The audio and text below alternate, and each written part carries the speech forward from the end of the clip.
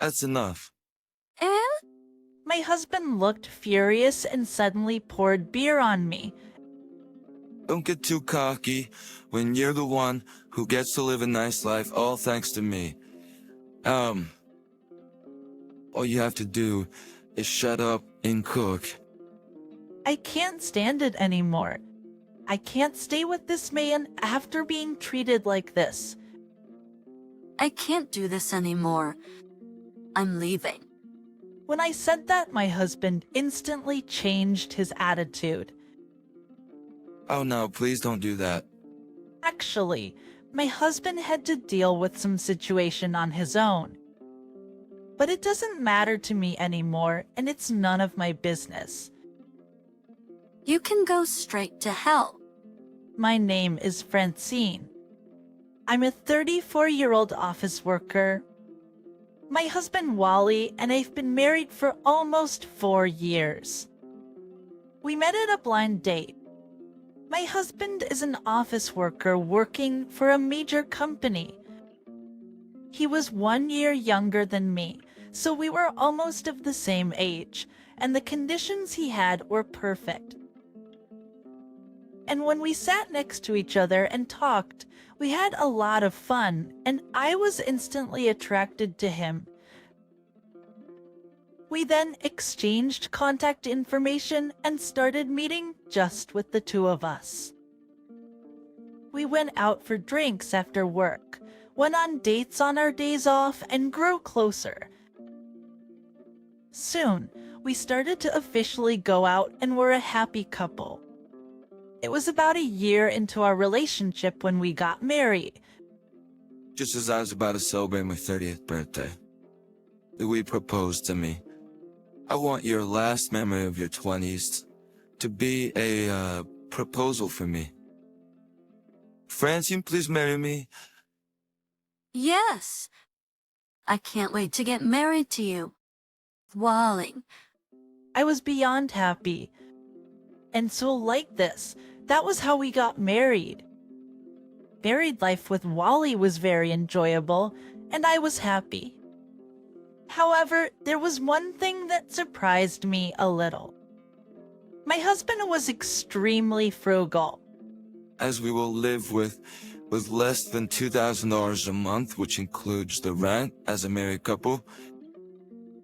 My husband said something like that the moment we got married.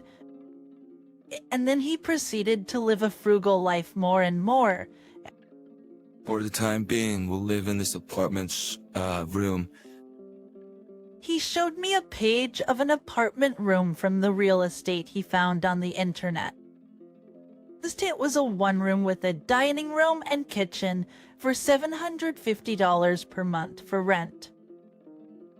I thought it was a bit small for a married couple like us, but after hearing my husband say that he would prefer to have lower fixed costs, I thought that was true, so I agreed to his proposal. When I went to look at the rooms, it looked surprisingly easy to live in, so I had no issues with it. Then my husband said that we both should contribute $500 for living expenses. The rent was also split 50-50, so we were paying about $900 per person. Much of the rest of the money we both save and spend on hobbies and things we each want. My husband works for a major company, and his income is much better than mine. And yet, I thought it was great that he was trying to save money that way. I'm also thankful that if the amount I pay is about $900, I have a good amount of money for my savings or for my hobbies. I'm not the type of person who is that greedy to begin with, and I was saving for our future life as a couple. My husband saves a lot more than I do, since he hardly buys anything new, and he seems to be working hard to save money. He works for a major company, is kind, good-looking, and frugal, which is impeccable. I thought I got married to a very nice, kind man, But there was one thing that bothered me a little. My husband would not open a joint account for us as a married couple.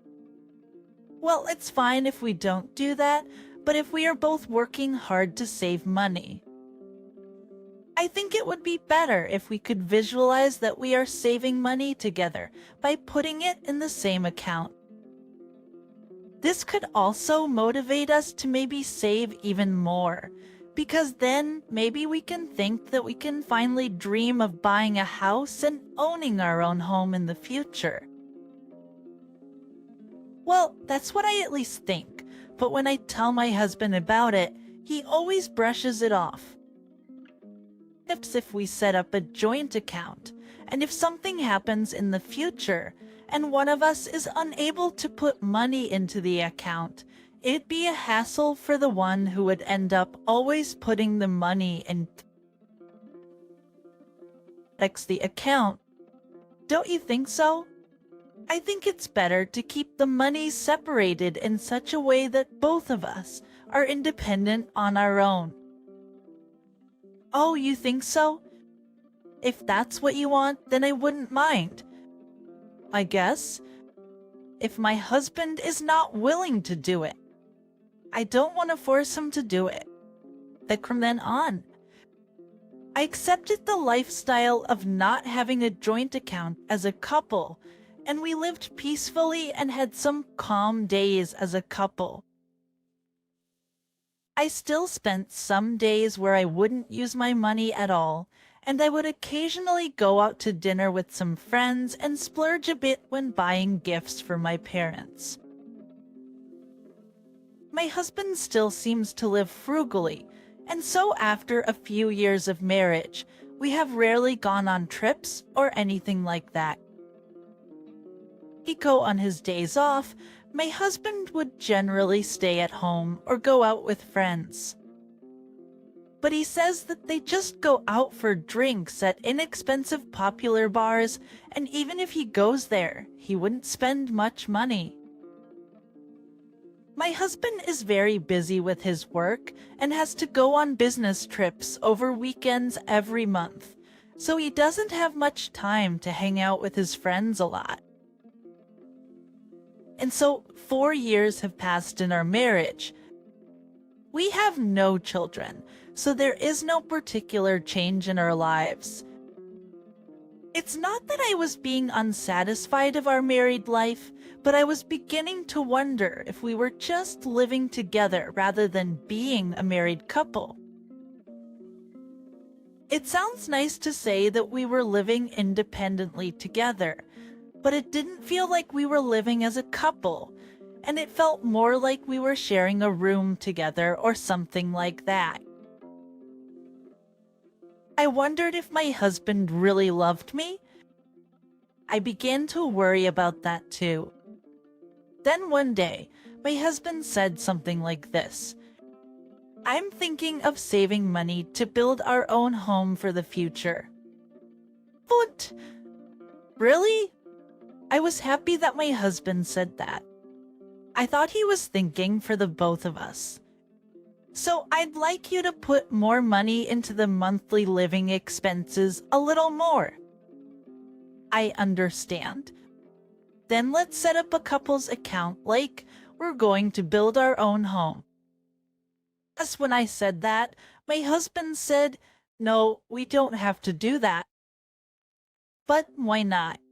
Wouldn't it be easier that way? Don't worry. I'll take care of the family finances. Then I can save more money if I get the money from you, Francine, in cash, and I'll take care of everything. Oh, really? My husband is certainly a frugal man, but why is he so stubbornly unwilling to set up a joint account with me?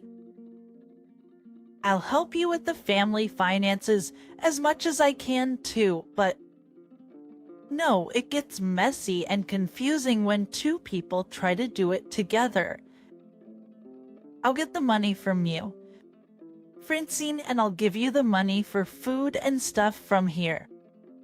Okay, if you say so. I felt a little uncomfortable about Wally's proposal, but I decided to follow his idea.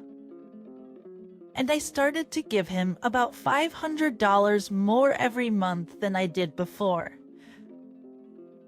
According to my husband's calculations, we would put about $1,500 each. We would pay for the living expenses, including rent, and put about $1,700 to $1,800 into savings for building our own home. I was really surprised to hear his idea. If we take out the rent, we'll have about $400 to $500 to put into living expenses. We will have to pay for food, utilities, and daily necessities from there, which means we will have to save a lot of money. It is true, in fact, my husband only gave me $250 for food for the whole month. Just with such a small amount of money, it is quite difficult to make a full daily meal for 2 people. But my husband is working hard to save money so that we can build our own home, so I must work hard too. With this in mind, I desperately tried to plan out new ways to cook.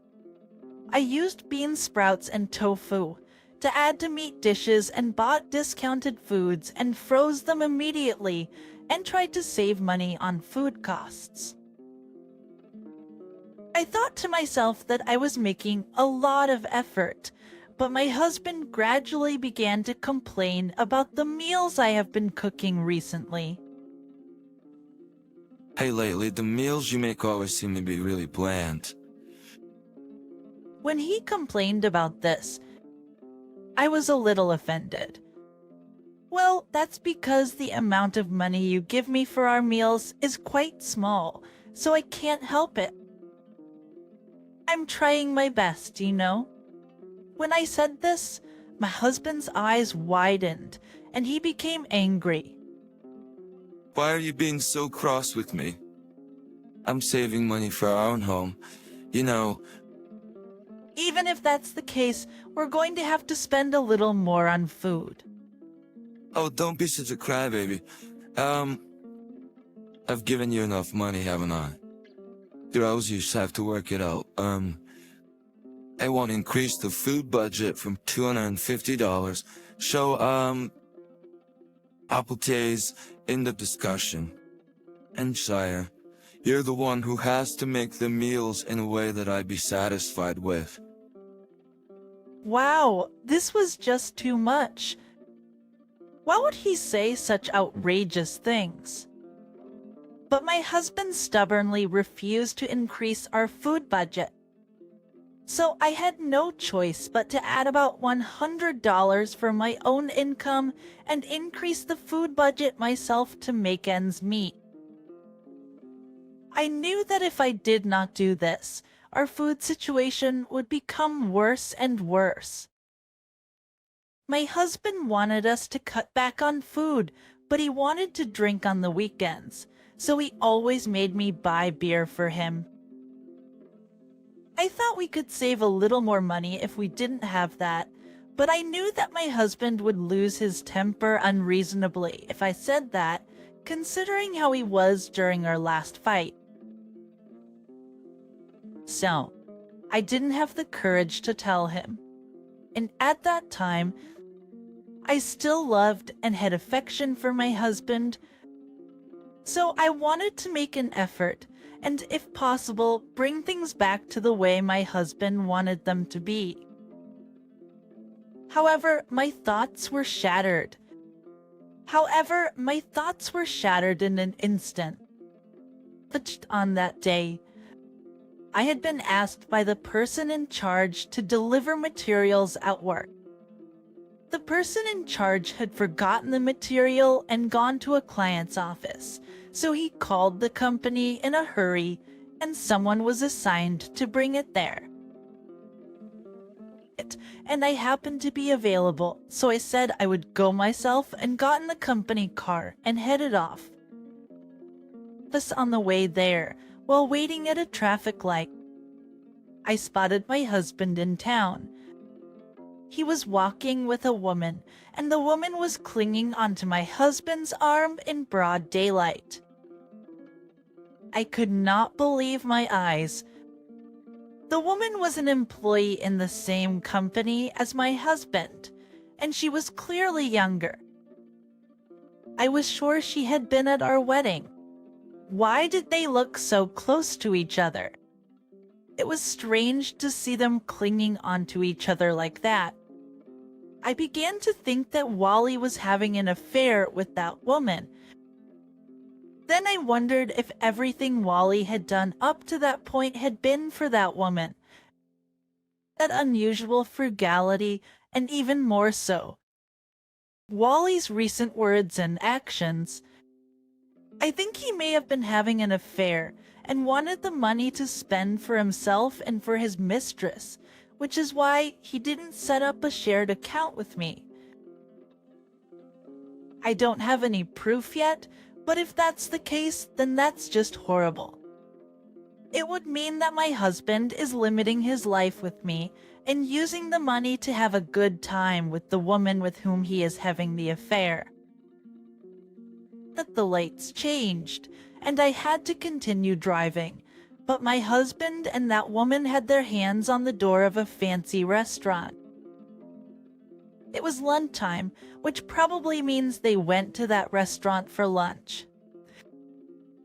He wanted me to save money on food, and yet he was the one at the fancy restaurant spending money to eat those fancy meals.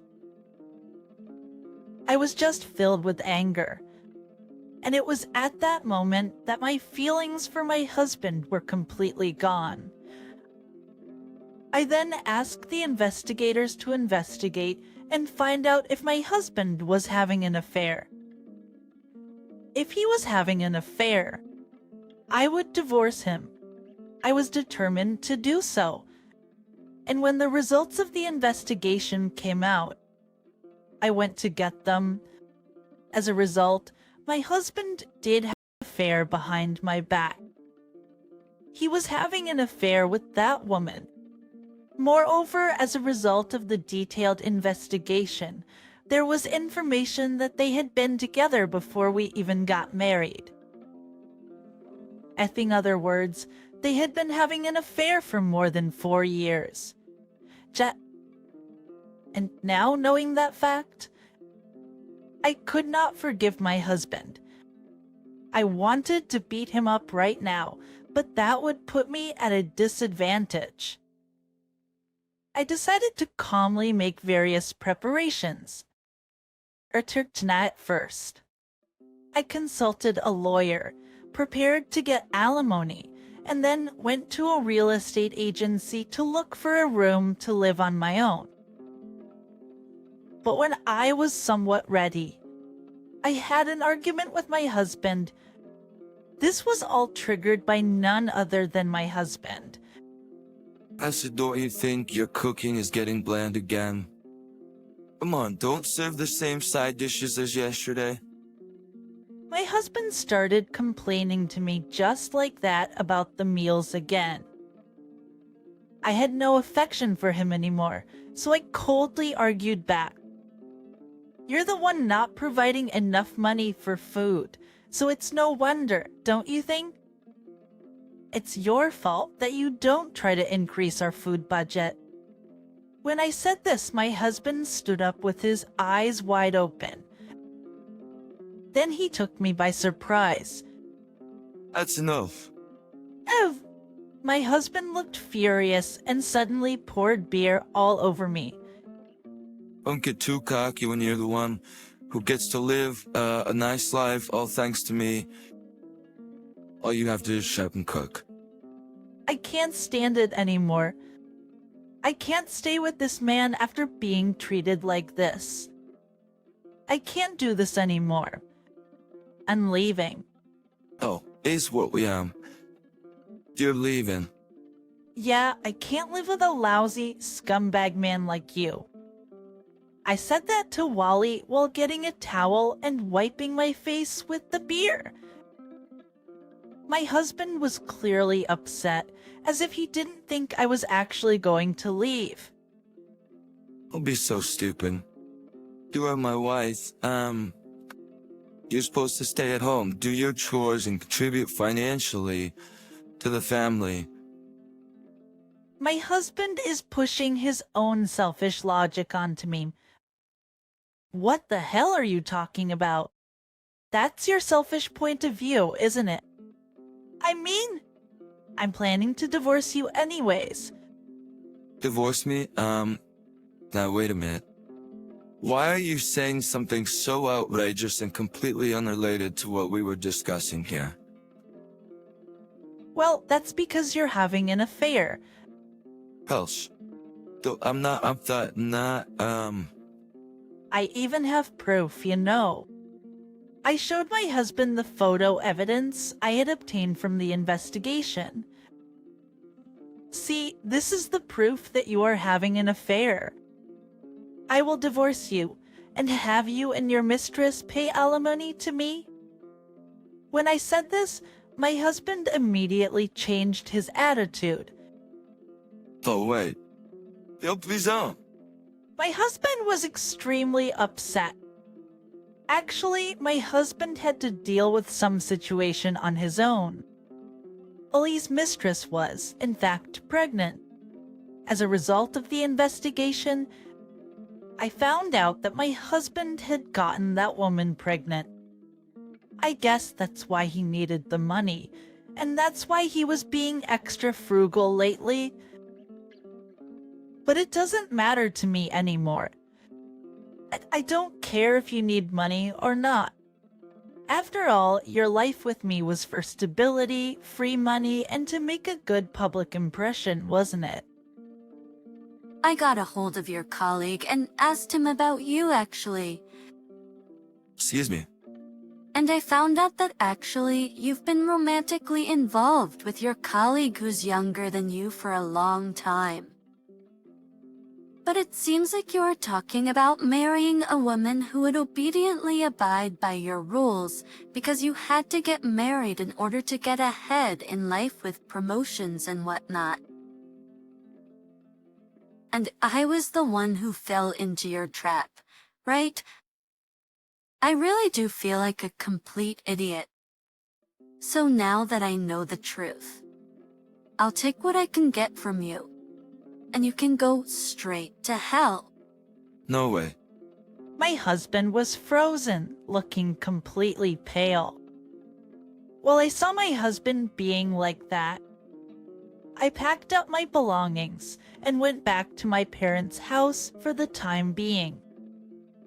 After that, I demanded alimony from my husband and the woman with whom he was having an affair. I had sent content certificates to their workplaces and my husband's parents' home so that people around them knew about the affair. During the 4-year period of the affair, Wally's behavior was judged to be malicious, and the alimony was much higher than the normal rate, because the marriage had been entered into on the assumption that the affair would continue from the beginning. As a result, I was able to claim $100,000 in alimony from my husband and $50,000 from his mistress.